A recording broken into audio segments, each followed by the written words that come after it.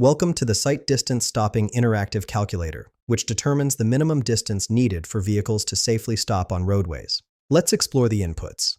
First, select your calculation mode from 6 options. Calculate stopping sight distance, calculate design speed from SSD, calculate maximum safe grade, calculate required friction coefficient, calculate available reaction time, or calculate braking distance only. We'll use calculate stopping sight distance for this demonstration. Now enter your parameters.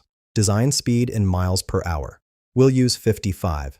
Perception, reaction time in seconds. That's 2.5. Grade as a percentage. Positive for uphill, negative for downhill. We'll input 10% uphill. Friction coefficient, 0.35. The remaining fields are for other calculation modes. Click Calculate to see your results. The reaction distance is 201.67 feet. That's how far you traveled during perception and reaction time. Braking distance is 224.07 feet, the distance needed to physically stop. Total stopping sight distance equals 425.74 feet. Notice the AASHTO compliance shows a warning below AASHTO minimum. The AASHTO minimum for 55 mph is 495 feet, giving us a safety margin of negative 69.26 feet, indicating this road geometry doesn't meet safety standards. Find the link in the description below.